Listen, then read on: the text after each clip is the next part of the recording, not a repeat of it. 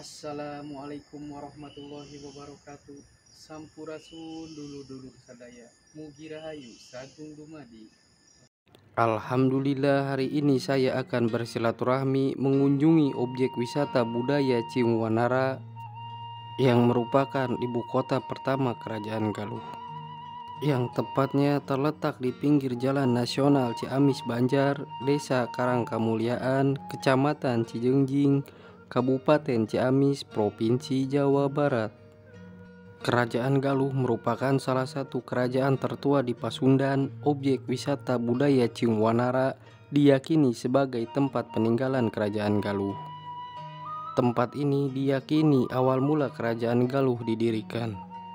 Para ahli sejarah meyakini bahwa Kerajaan Galuh berdiri antara abad ke-7 sampai abad ke-16.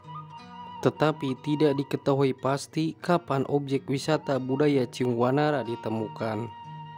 Menurut masyarakat setempat menyebutkan situs ini sering dikunjungi sejak tahun 1700-an. Kendati demikian, hingga tahun 1914 objek wisata budaya Ciungwanara belum juga disebutkan dalam inventarisasi benda-benda purbakala yang disusun oleh N.J. Kroum.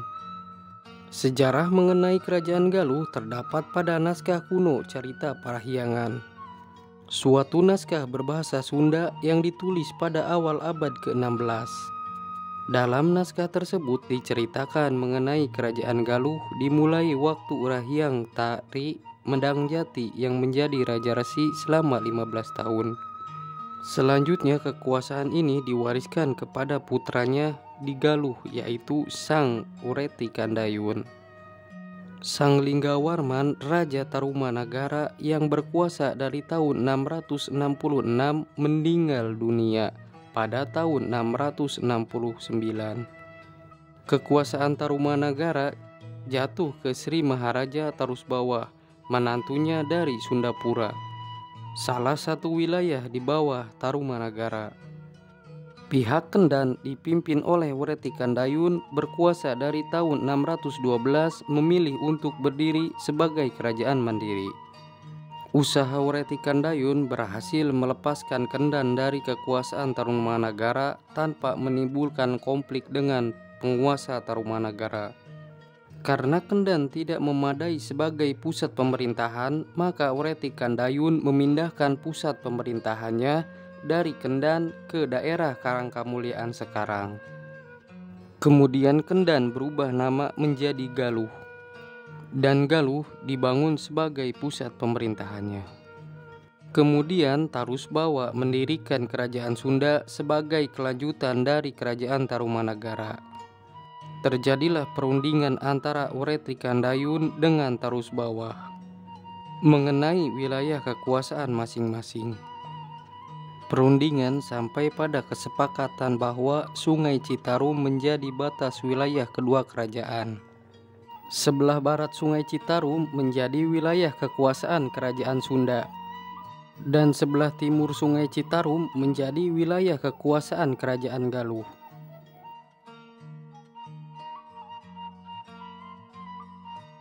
Kerajaan Galuh adalah kerajaan bercorak Hindu di Indonesia, yang wilayahnya terletak antara Sungai Citarum di sebelah barat dan Sungai Cisarayu juga Cipamali sekarang termasuk daerah Brebes di sebelah timur. Nama raja pertama Kerajaan Galuh adalah Wreti Kandayun. Wreti Kandayun adalah putra Raja Kandiawan, putra Raja Putra Sulaliman, putra Raja Mahaguru Manikmaya. Wreti Kandayun lahir pada tahun 591 Masehi. Nama masih kanak-kanak Wreti Kandayun adalah Sang Amara. Dari garis ibu, buyutnya Raja Maharesi Guru Manikmaya adalah menantu Maharaja Suryawarman, penguasa ke-7 Tarumanagara tahun 535 sampai 561 Masehi.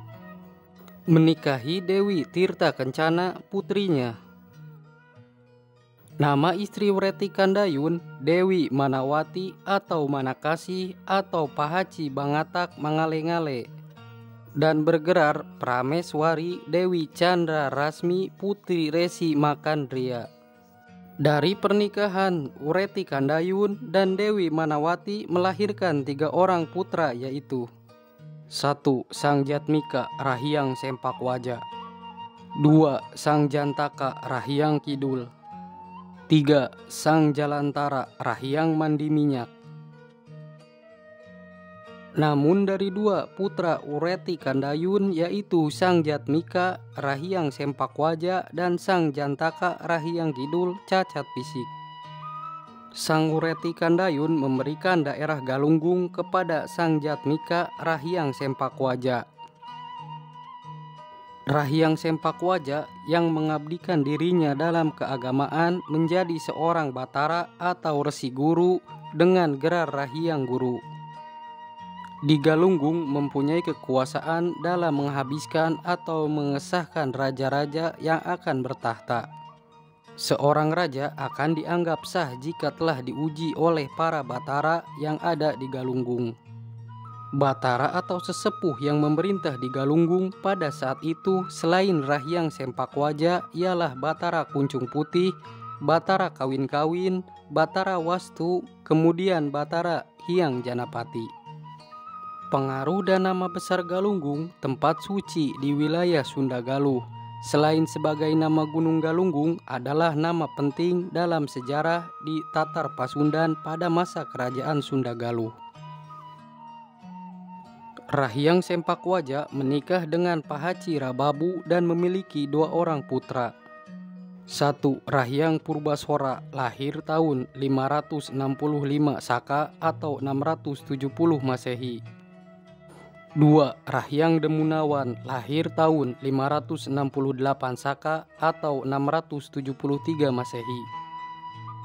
Rahyang Mandi Minyak atau Prabu Suragana adalah raja kedua di Kerajaan Galuh yang memerintah di Kerajaan Galuh dengan gelar Prabu Suragana atau Suradharma Putra. Dari tahun 702 Masehi sampai 709 Masehi menggantikan ayahnya Sang Ureti Kandayun. Nama lengkapnya Sang Jalantara Rahyang Mandi Minyak, putra Ureti Kandayun, putra Raja Kandiawan, putra Raja Putra Sulaliman, putra Raja Mahaguru Manikmaya pendiri Kerajaan Kendan. Sedangkan dari jalur ibu Rahyang Mandi Minyak, putra Dewi Manawati yang bergelar Prameswari Chandra Rasmi Putri Resi Makandria. Menurut cerita parahyangan, saat menjadi resi guru di Galunggung, Sempakwaja menikah dengan Pahaci Rababu, seorang wanita yang dikenal berparah cantik. Pahaci Rababu berasal dari Gunung Kendan, dekat Ranca Ekek sekarang. Suatu saat Mandi Minyak tahun 624 sampai 709 Masehi, adik Sempakwaja yang menjadi putra mahkota Galuh mengadakan pesta perjamuan Utsawa Karma di istana. Yang mengundang adalah ayahnya Raja Galuh Ureti Kandayun. Namun Sempakwaja tidak hadir karena sakit. Namun karena menganggap undangan ayahnya tersebut penting, maka Sempakwaja diwakili oleh istrinya Pahaci Rababu. Sementara Pahaci Rababu pergi ke Galuh, anak-anak Sempakwaja tinggal di Galunggung merawat ayahnya. Kehadiran Pahaci Rababu yang cantik di istana Galuh ternyata menimbulkan masalah. Entah bagaimana kejadiannya, namun dikabarkan selama 4 hari terjadilah semakarya atau skandal asmara antara Pahaci Rababu yang cantik itu dengan adik iparnya Mandi Minyak. Pangeran Mandi Minyak ini dalam sejarah dikatakan sebagai laki-laki ganteng, kasep herang nyalempreng koneng.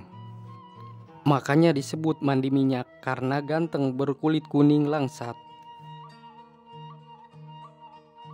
Hasil skandal kedua manusia berlainan jenis itu adalah seorang laki-laki bernama Sena yang lahir pada tahun 661 Masehi.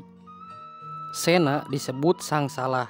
Dalam naskah lontar cerita parahyangan, bahkan anak itu sampai sempat dibuang ke Tegalan atas perintah Mandi Minyak, namun diambil kembali dan diberi nama Sena atau Brata Senawa. Kerajaan menjadi kisruh karena peristiwa tersebut. Namun akhirnya dapat diredam karena Sempakwaja turun tangan. Pahacirababu dimaafkan dan boleh kembali ke Galunggung.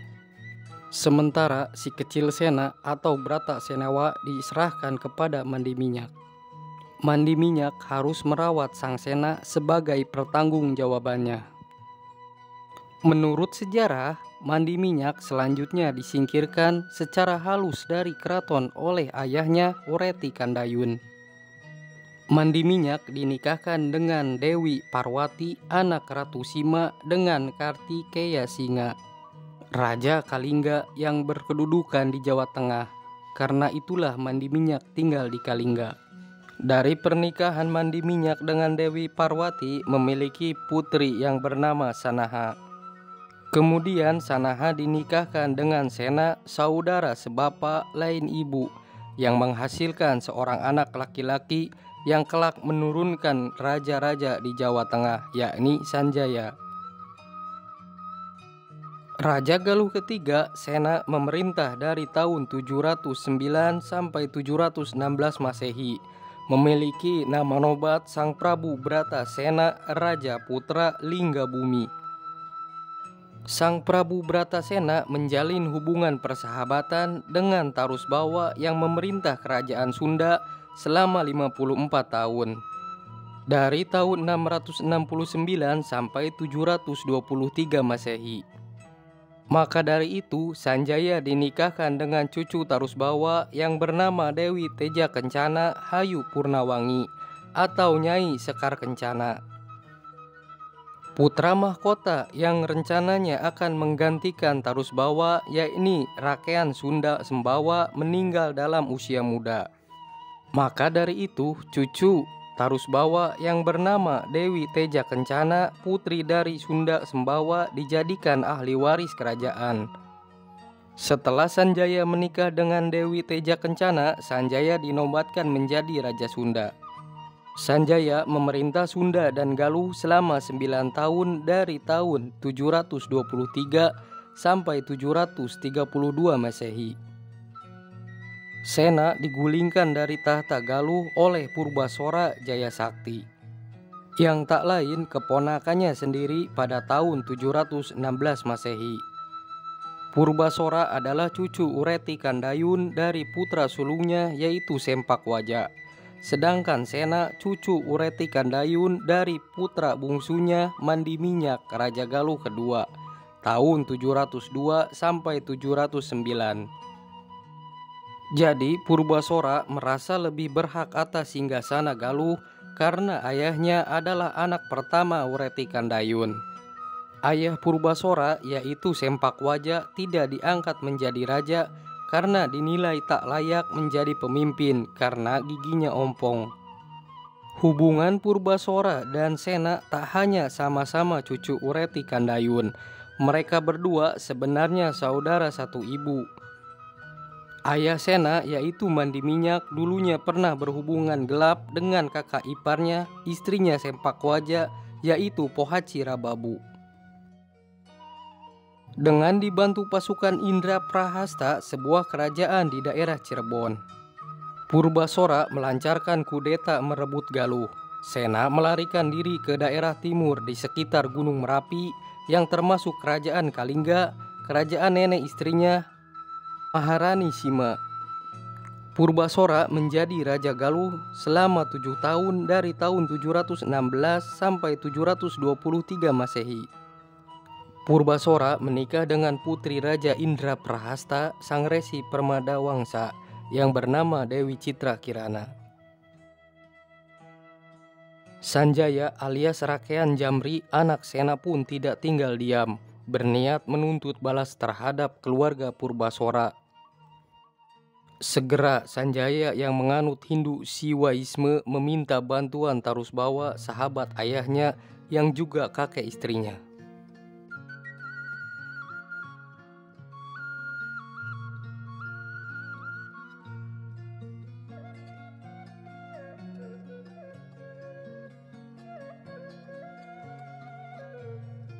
Sebelum penyerangan dilancarkan, Sanjaya telah menyiapkan pasukan khusus di daerah Gunung Sawal.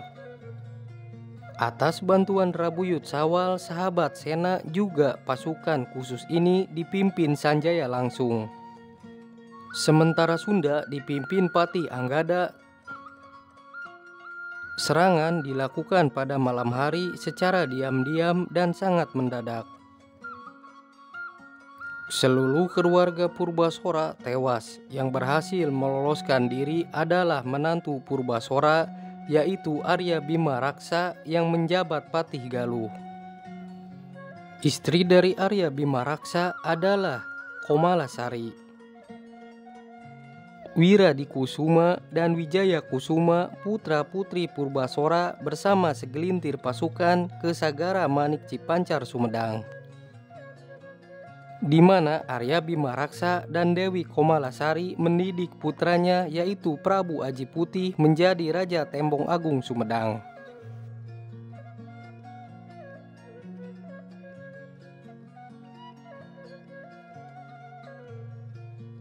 Arya Bima Raksa dikenal juga dengan nama Ki Balangantrang karena Arya Bima Raksa pun merupakan senapati kerajaan.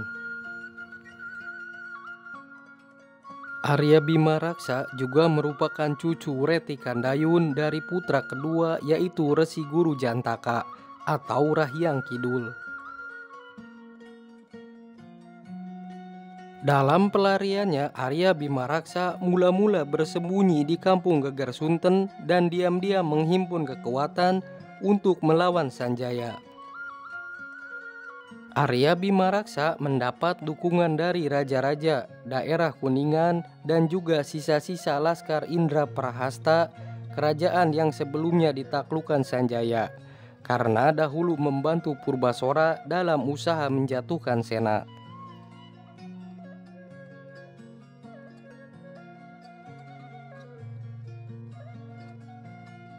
Sena sempat menasehati Sanjaya bahwa kecuali Purbasora, anggota keluarga Galuh lainnya harus tetap dihormati. Sanjaya sendiri memang tidak berhasrat menjadi penguasa Galuh. Sanjaya menyerang Galuh hanya dalam rangka balas dendam. Setelah balas dendam dan mengalahkan Purbasora, Sanjaya mendatangi ayah Purbasora, yaitu Sempakwaja di Galunggung. Sanjaya meminta agar uaknya menobatkan Demunawan, adik Purbasora, menjadi Raja Galuh. Namun Sempakwaja menolak permohonan Sanjaya karena curiga kalau hal itu merupakan tipu muslihat Sanjaya untuk melenyapkan Demunawan.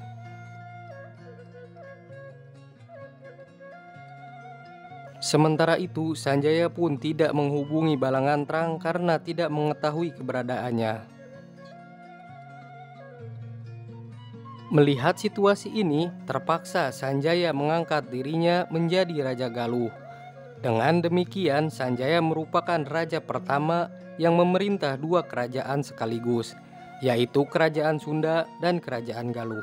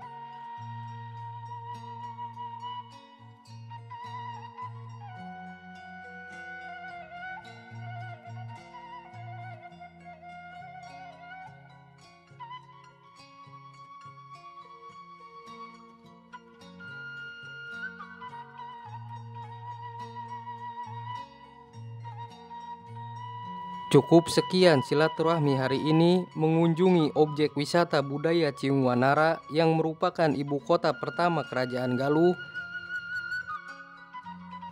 Terima kasih telah menonton video ini sampai selesai.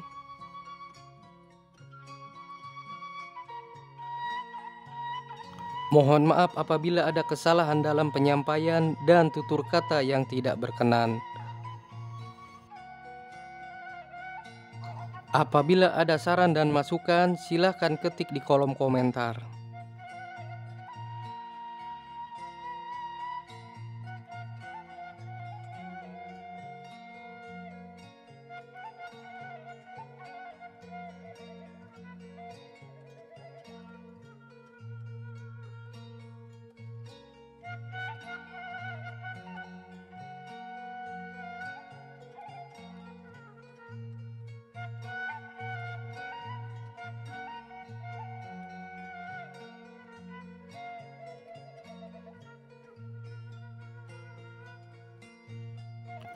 Mari kita jaga dan lestarikan sejarah. Wassalamualaikum warahmatullahi wabarakatuh.